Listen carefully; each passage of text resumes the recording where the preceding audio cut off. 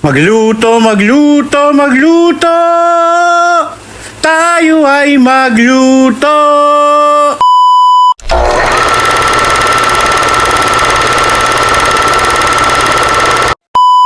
Okay, good morning! Magandang umaga sa inyo.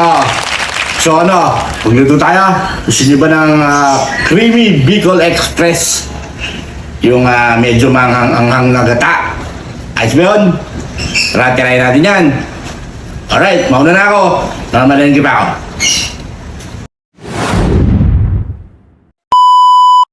Okay, Bicol Express. Siyempre, kailangan natin ng baboy kasi ang ginamit ko. 2 gata.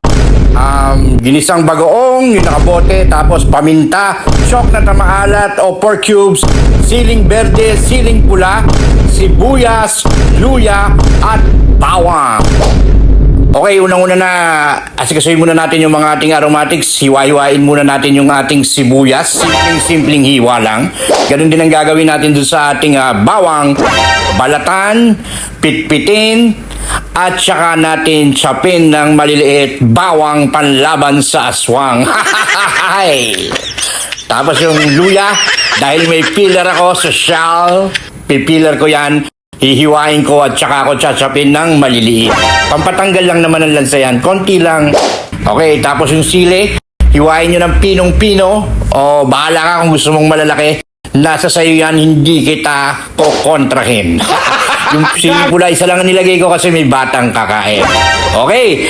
Tapos yan, sa isang kawali, maglagay na tayo ng mantika, magpainit tayo ng mantika at ihulog na natin yung ating kasim. Okay? Tapos halu-haluin nyo lang yan. Parang isisir lang natin ng konti. Una ka ng sear. Okay, pagka ganyan na yung kulay niyan, pwede nyo nang ginawa ko, binutasan ko lang sa gitna. At saka ako hinulog yung aking mga aromatic sa gitna. Sabay-sabay na yan. Walang mauna, pantay-pantay. Hindi totoo yan. Okay. Pag naluto niya ang ating mga aromatics, yung mga hiniwa-hiwa natin kaninang ganyan, pwede nyo nang isunod yung inyong bagoong. Ako mga 2.5 kutsara ang nilagay ko dito. Tapos pag nailagay nyo na yan, hayaan nyo lang maiga. Tapos lagyan nyo ng chocolate na maalat o itago natin sa pangalan na pork cube. Tapos halu-haluin nyo hanggang maluto, no? Hayaan nyo lang siyang maiga.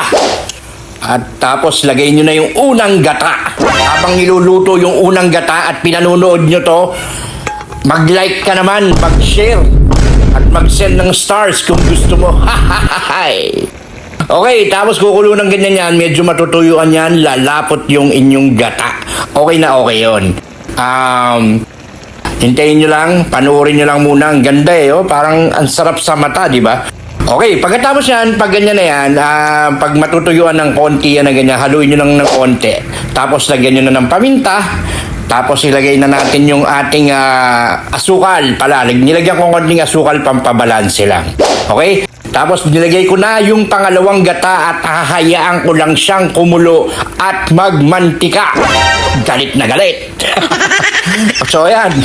Kumukulo na siya. Pag ganyan na, medyo matutuyuan na. Huwag masyadong tuyong-tuyo para may sarsa yung kanin nyo. Okay na. Hinango ko na at pinlating ko na ng ganyan.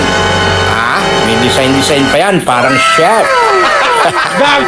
So nilagyan ko lang ng hiniwa-hiwang sili at nilagyan ko ng 3 sungay. Thank you! Okay, Bicol Express, nakita nyo ba?